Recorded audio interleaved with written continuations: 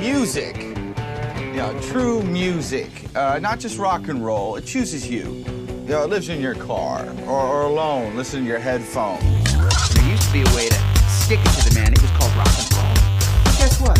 Oh no, the man ruined that too with a little thing called MTV. Don't talk to me about rock and roll. I'm out there in the clubs and on the streets and I'm living it. I am rock and roll. Did I listen to pop music because I was miserable?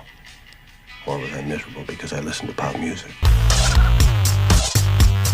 Well, I think people have very broad musical taste these days. Broad. You don't. Well, don't be so quick to judge. You might be surprised by my review of these two albums that I don't really listen to a lot. Okay. So we are going to do something, I say a little bit different, but this is only the third episode we've done together. So they've all been a little different. Yeah. Well, no, they've all been metal. We're about to, or as I learned on Reddit, not metal. Yeah. Dude, get it right. Okay, so we're actually going to, I feel like we need a catchy title for this, but that'll never happen. But we're going to take two albums and we are going to talk about them, and then we are going to decide if we can come to a consensus agreement or not. It doesn't matter which album was better. And I think we'll do this again in the future, but not necessarily in the same. Both of these albums happen to come out on the same day, which is why we are going to compare them to each other. They just came out. One of them is a new album from a band that just released a new album a couple years ago, and the other is a new album from a band that hadn't released one in nearly 10 years. So we're talking about the new Underoath record, Erase Me, which came out, and the new Wonder Years album, Sister Cities, which also came out. Yes, all true. I realized I didn't need to state that the Underoath album came out. No, it's good to be clear, though. So yeah, first we're going to talk about, I think we'll talk about Underoath first, because I feel like, from what I saw online anyways, that there was a decent amount of division. I feel like this is a polarizing album for and for Underoath different fans. reasons, though, I think. Yeah. So obviously with I don't know if we'll touch on this too much, but so Underoath is a band, obviously in their earlier years, which now I would say summed up, Underoath 1.0. Yeah, now sure. we're at Underoath 2.0 because they took a break. But they were a band that would get up on stage and they were very vocal about their faith. And they would they'd get up on stage in the middle of a set. Every time I saw them, they would take a moment and be like, "Hey, we do this for Jesus." Blah blah blah. And that was very much a part of who they were. And now, I don't know how much of that is a part of who they are. And so that seems there's been a change. A bit of a change. And so that initial division, I would say, comes in the form of lyrics and people who are taken aback because there are a couple tracks on this album where they do swear. Yeah. They drop some F-bombs along the way. And initially, their first single that came out off this album, which is called On My Teeth, I know that was the first thing that jumped out to me, was the fact that, it's like in the first two lines of the song, pretty much, he drops an F-bomb. Like, whoa. Yeah. It's funny because I wasn't surprised. In fact, I was kind of looking for it a little bit, just knowing, kind of some interviews and what along the way. And then so I was a little bit surprised when I first heard it. But at the same I think point, it caught a lot of fans off but I guard. wasn't blindsided by it, I suppose, is one thing I should say. But so that was the lead single that came off the album. And that song is pretty straightforward as far as sound is concerned. Like, it sounds like Underoath, right? But then they released Rapture just like a couple weeks after that, and it's a very different sound from Underoath, which I think was a little more telling of what the album was going to be to an extent, because it's very different from Underoath. Like, I read a couple things where people were saying, because people were getting upset about that, going, "Oh, they're not the same, they've changed," which I think happens, obviously. But people saying, "Hey, if you go into this album not looking for Underoath, you'll probably have a very different experience." Yeah, and you might enjoy it. That's kind of how I went into it. To be honest, I didn't really listen to a lot of Underoath. Right. I never was super into them. I was into a lot of other metal bands that they influenced, but Sure. I feel like I just kind of came onto the scene after their big wave. Yeah. And so I listened to this album, more than I've ever listened to any other Underoath album Sure, ever. yeah. So it was kind of like a new band for me Yeah. looking into it. And I mean, it's interesting because I would say this album probably has more in common with their their earlier stuff once Spencer Chamberlain, the lead vocalist, joined the group, because it's very accessible as far as like it's very poppy. And I feel like their earlier stuff, they're only chasing safety, and then they got a bit heavier on define the line or whatever, and then from there I feel like they kind of kept progressing in a direction that I didn't really attach to. Like after Define the Line, I didn't really listen to them that much. They're only chasing safety, I listened to a ton. In fact, I bought that album in a couple different variations. Right, like I bought the CD, and then there was a deluxe edition that came out, and I bought that, and then I bought it on vinyl, and it's just like I've owned it in various, kind of different ways, and so this album, Erase Me, I've probably listened to second most out of Underoath albums, and I really ended up liking it. First, I was a little bit confused. My brain was like, what's happening? Yeah. Lyrically, I was kind of like, okay. Lyrically, it intrigues me because I feel like there's a lot of tension on the album. And I don't just mean like, oh, they're angry. It's tense. It's intense. I just mean like there's a lot of push and pull, even within songs, whether it's about,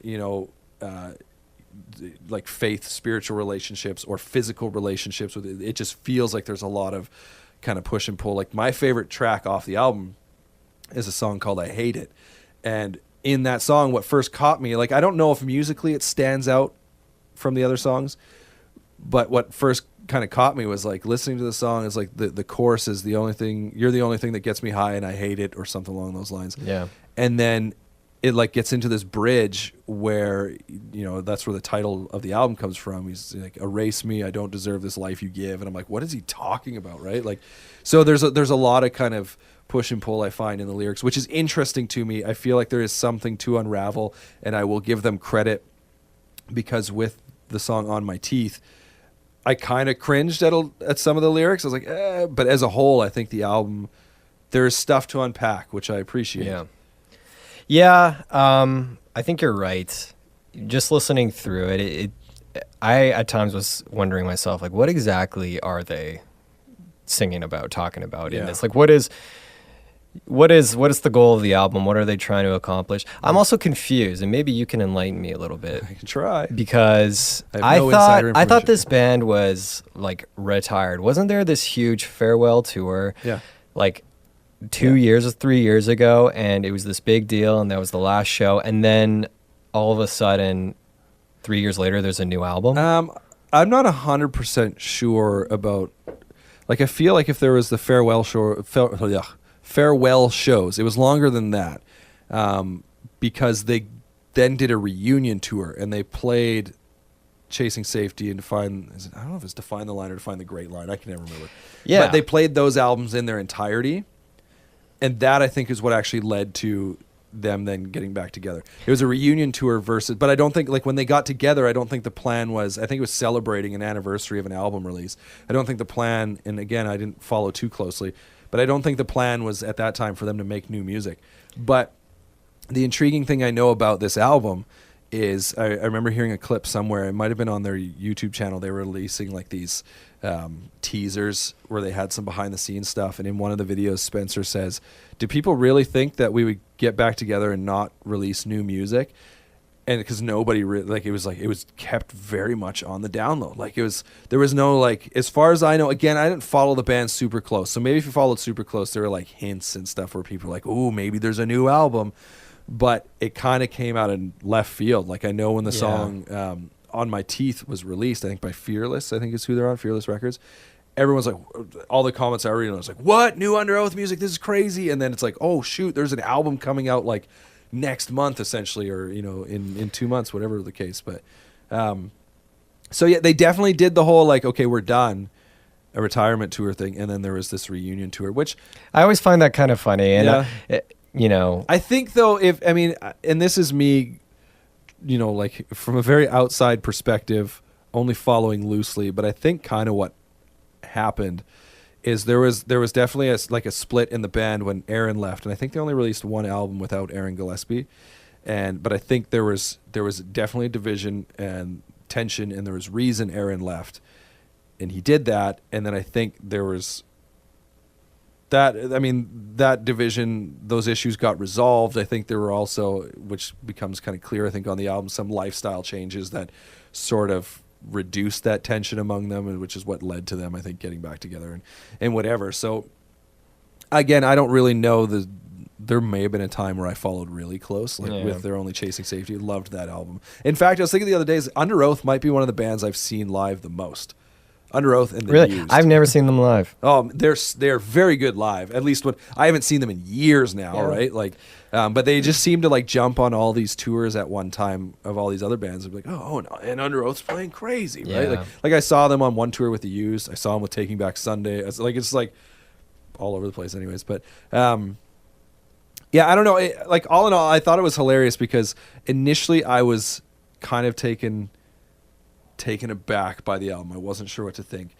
And then as I started listening to it, I started going, there's all sorts of like definite influences on this album. And I started to try and think, I was like, what does this album remind me of?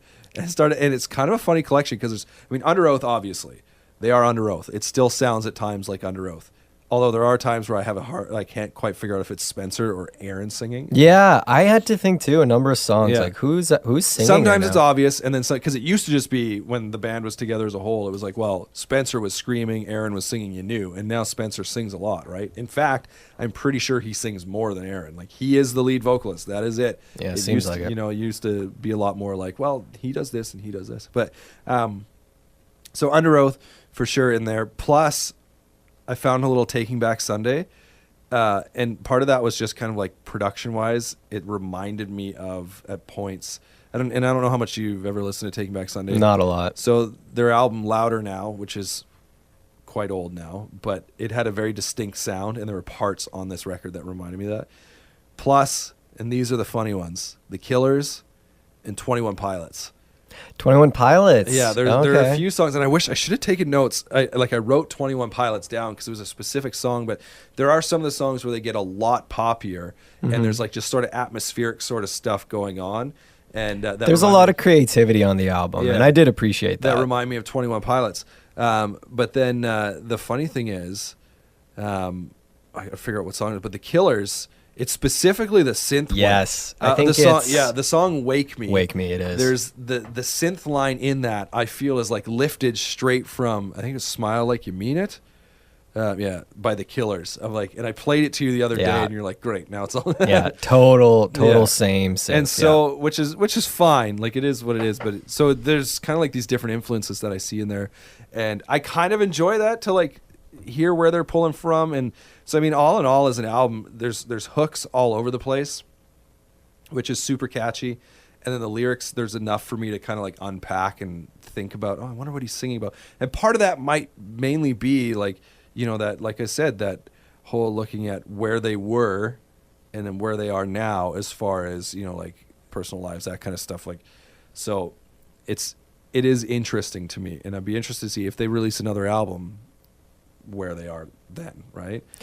Yeah, and I'm certain they will. I guarantee they're just. There are a lot of people who are thinking they just did it for a cash grab, and then.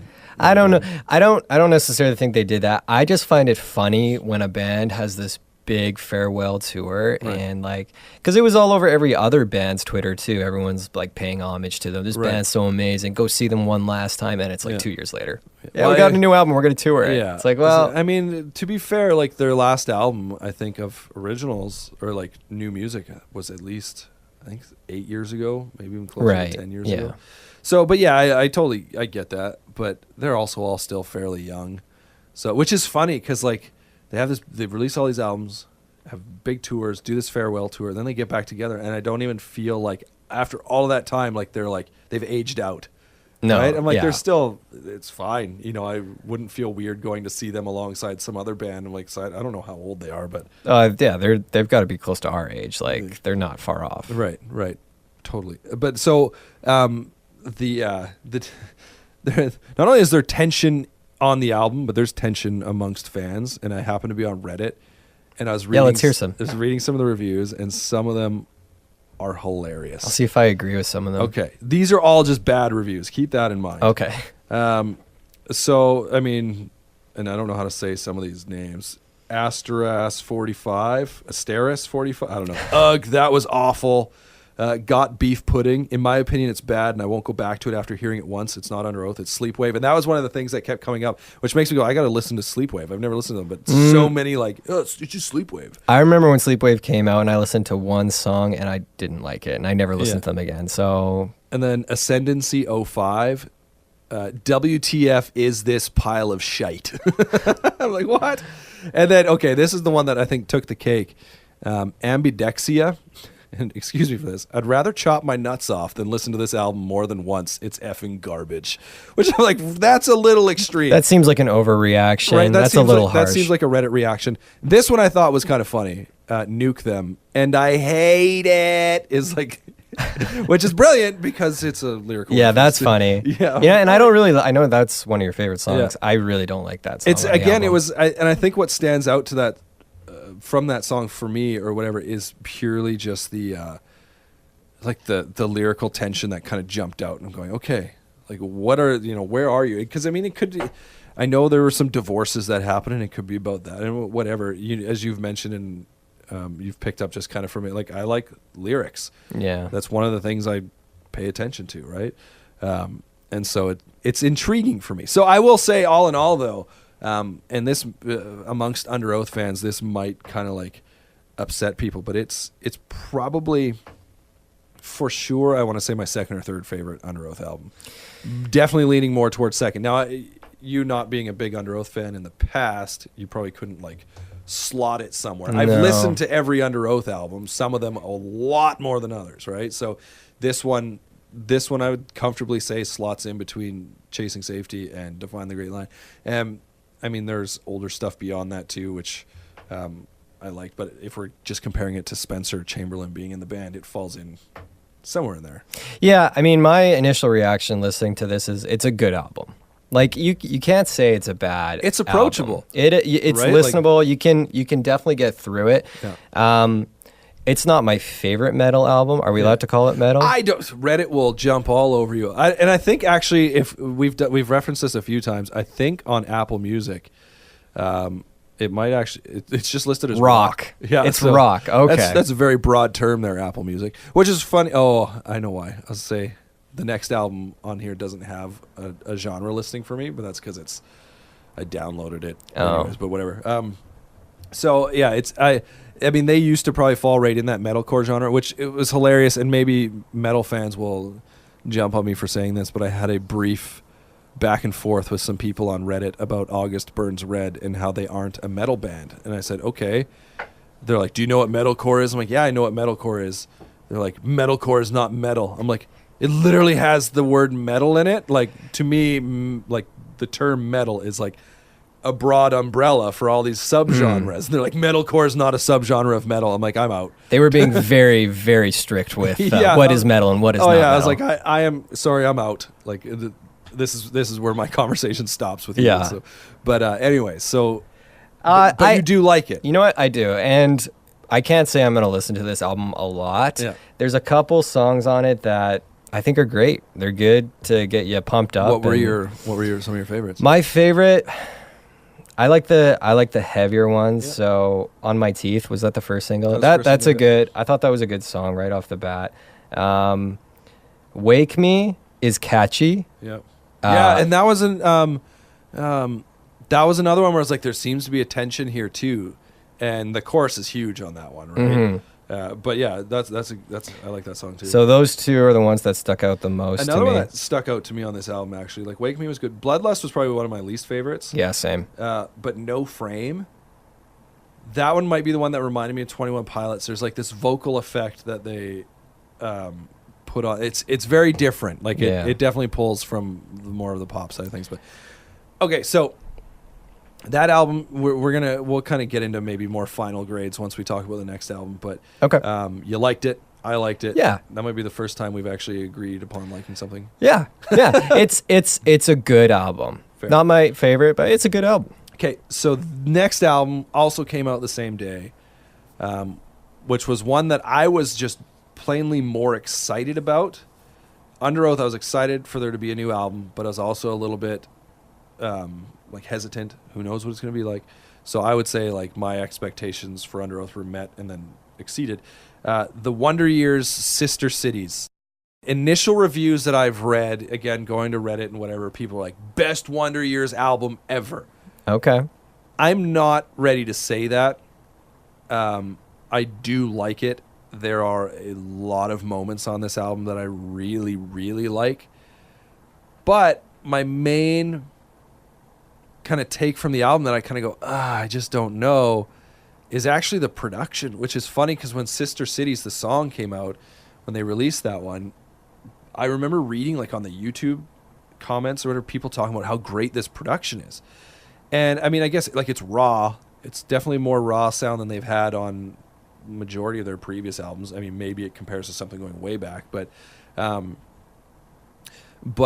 there's just something weird in the drums for me. There's something there that I'm like, I just don't. And some songs I don't notice it, but then other songs I'm like, what is happening? And I can't put a finger on it. Well, you have that ear for it too, just being a musician yourself. I mean, it's no Knuckle Puck. Knuckle Puck, the production, I can flat out tell you what's wrong with it and just be like, this is not good. I like Knuckle Puck. I love Knuckle Puck. Yeah. Their albums sound like garbage. Their songs are great. Their albums sound like just pure garbage. But there are people who will be like, we're getting off on a bit of a tangent. I've read comments too, like in discussions where people are like, oh, I think the production on, like just talk about Copacetic. Copacetic is great. Why? What's wrong with you? What's wrong with you? Maybe it depends what you're listening. I suppose. On. Like I will say that my one thing about Knuckle Puck, and then we'll get back to the Wonder Years. My one like high praise for Knuckle Puck is the fact that their songs exceed the horridness of their production. Like their songs are good enough for me to get past that and still listen to it. I do like that band. Yeah. Back to the Wonder Years. I can't say I really noticed anything on the production side of this album. And again, I can't quite put my finger on it and be like, this is there's exactly something what's wrong there's with something for you that it's just something it's not working. But I have never really given this band a chance. Yeah. And I think I know why now. Because what I found with this band is, especially like the first 1, 2, 3, 4, 5 songs, it starts off for me kind of like really slow and bland. Right. And they build. There's a point in the middle of almost all of those first 4 or 5 songs where it's like it almost feels like it's a different changes direction. Yeah, it's a whole different song in the middle of it, which it's super melodic, it's super catchy. Yeah. And I was like, oh, I like this. Yeah. I think that's the reason why I never gave these guys a chance. And you were always like, oh, you should listen to the Wonder Years. Yeah. I feel I probably listened to a song for the first 30 seconds and was like, this does nothing for me. Yeah. But what I found in this album is they really build to a melodic kind of sub section of a song in it, and I was like, oh, I kind of like that. So I do find on this album in particular, and I'm going to refer back to another Wonder Years album, their last album, which is called No Closer to Heaven. I find that on this album, Sister Cities, they are built, if I could get this to work, they are building a lot on a track off their last album and kind of a vibe they built, which I guess it wasn't just last album, but it's called Cigarettes and Saints? Yeah, Cigarettes and Saints. Off of No Closer to Heaven, which my first real experience with the Wonder Years was No Closer to Heaven. I was late to the show, and it was specifically actually the song Cardinals was the first one, and I was like, oh, I really like that. And then I always found for them, initially it was like I'd put it on and it would play in the background, and I'd be like, whatever, and then all of a sudden something would happen in a song, and I'd be like, what is going on? And I'd have to go over and listen or replay it or whatever. And Cigarettes and Saints was that first one. And I've shown it to you, but it's like this, basically like a long build. And then as it gets to like the bridge, the end chorus, whatever, I'm just like, I don't understand how they could play a song after this, because it's like, it just keeps going and ramping up. And I feel like on Sister Cities, they've gone that direction a little bit more than previous albums. Okay. And I really like it. There are times for sure where you kind of like forget what you're listening to maybe, and then it, like you said, Yeah. builds and comes in. Yeah, totally. But I do know there are some songs where they changed that up a little bit. They were, like maybe had a little more restraint. Like the song "Flowers Where Your Face," I think it's "Flowers Where Your Face Should Be" is what it's called. It was one where I was listening and noticing, and then maybe I wish I would have written this down. It might be "We Look Like Lightning" or "The Ghosts of Right Now." But anyways, where it feels like it's gonna build and then just explode, it doesn't. Yeah, they delay it da-da-da-da, almost. and then they just like go back or completely change directions. And this is an album that I don't think I'll ever stop listening to. And when I say that, I don't mean like, oh, it's the only album I'm ever going to listen to ever again. I just mean like it's one I can for sure come back to. And the nice thing is I feel like I can come back to it and potentially discover something new every time. Yeah. And so Dan Campbell, the singer, the songwriter, like the lyricist, that's what drew me into the Wonder Years in the first place. The first time I listened to them, my son was sick and in the hospital, and there's specific imagery they use in several songs that revolve around hospitals and stuff like that. And so I kind of like attached to that a little bit. And so like this, even it's funny because I read some reviews or interviews and stuff before this album released, and they're talking about how, it's like, oh, it's a different direction for the Wonder Years, even lyrically. I'm like, there's still a good number of hospital references on these albums, and I'm like, I guess it's just something that seems to be prevalent in one way or another in Dan Campbell's life, but. It is an album where I can come and sit down and listen to and pick up something new each time. Totally. Yeah, and that was a pleasant surprise for me because I honestly would never have given this band a chance. Even if this album popped up in my suggestions, I probably would have listened to 30 seconds and then been like, no, this is not happening for me. But I really like that about, especially this album, how it builds, and there's like you said, little surprises almost in the songs. And the interesting thing, from what I can understand, and it's not something that I picked up on my own listening to the lyrics. In fact, I try to strive to find this. But in an interview before the album release, Dan Campbell was talking about how basically the concept of this album is that we are all connected in one way or another, right? And so to get beyond the differences that separate us and learn to live together. To sum it up quickly. And so listening to the lyrics or reading the lyrics or whatever, I don't necessarily find that right away, but it's interesting because in this interview he said it's easily our most political album, but it is not an album that you would listen to and go, oh man, they're shoving their politics down your throat, right? Like he's very, and I don't know if when they're performing live if he kind of divulges a little bit, but it's written in a way where maybe that message does come through in some songs without being like, oh, you're shoving this down my throat, or he's very clever when he writes his lyrics, and he also is like he's very relatable, I suppose, because just the way he chooses to construct lines and what he chooses to say, he paints pictures or just sings about things that I'm like, oh, I get that, right? And so I don't know. It's really neat. But yeah, and he's an awesome singer. He's got pipes. He does. That guy can sing. It's funny because when I first listened to him, when he's kind of more toned down, I couldn't quite get into his voice.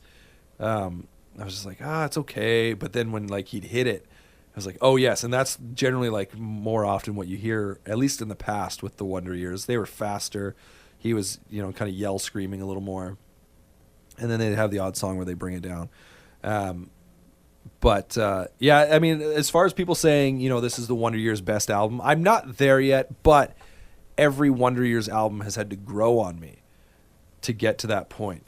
And so I would suggest for you, if you want to kind of get into the Wonder Years a little bit more, go listen to the album, The Greatest Generation.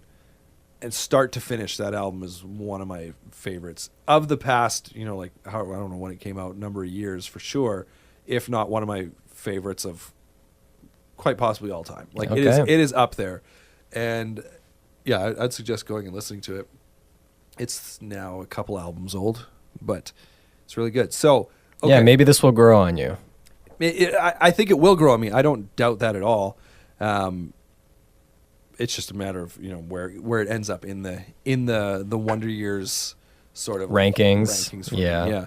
Okay, so let's talk though, to keep this from going too terribly long. We're already longer than normal, but we are talking about 2 albums. Yeah, that makes sense. Okay, so which album do you prefer? I definitely prefer the Wonder Years album. Right on. Definitely prefer it. That's a victory for me. Not that. Yeah. I mean, you weren't a big fan of Underoath going in either, but No. But my sole goal of this podcast was to make you a Wonder Years fan. You know what? I liked it. I really like this album, and the more I listen to it, the more I like it. So, the Underoath album is good. I think it's a good album. Yeah. It's not something I'm going to play a lot. Right. I'm almost already kind of done with it. Right. But this Wonder Years album, I think, has a lot more to it. Yeah. And they surprised me, and I like their sound. So I think we're probably in a similar space, because when I was thinking about this earlier, I think up front, just after the first couple listens, I was favoring the Underoath album, but when I look at the 2 albums and compare them, and again, they're not the same genre, they're not comparable really in any way. I think there is definitely some crossover fans between the 2 bands. But as I look at it, I do believe the Wonder Years is an album, and I said this, that I can continue listening to it and each time coming back and finding kind of something new, or like just the way he writes songs and just the dynamics in their songs. I find it's wider, it's a little more interesting. The intrigue of the Underoath album that maybe kept me coming back so much initially was the change and some of that tension lyrically, which will still always be there, but I also feel like as time goes on, that sort of wears off a little bit, right? Yeah. And then it just becomes, okay, where does this album sit then? And then things may change. But okay, so we both picked the Wonder Years. we agree. We agree, which is a first. That's a first, yep. 11 songs on Sister Cities. What do you give it? 11 songs. I give it an 8. Solid. I'm probably right around that point too. And conveniently enough, 11 songs on Erase Me by Underoath. What do you give it? I'll give it a 6. Okay. I think I would probably give it, at this point, a 7. Yeah. But I do feel over time that probably the sheen wears off a little bit. I think it will, and I think that's telling of an Yeah. album. Like, Yeah. if you're already kind of tired of And it. it's not that I don't think it's that I'm tired of it. I just can kind of look at it and go, okay, I know that, everything is so it's so accessible off the top on this album that I just feel like eventually you kind of go, okay, I've gotten it. I got what I'm getting out of this sort of deal, right? So, but yeah, it's funny because Wonder Years, I feel like it's at an 8 right now out of 11. I could see it grow, like going up. And Underoath, I say 7, but I could also see it going down. So Wonder Years, Sister Cities. It's the winner. It's our winner. Winner, unanimous.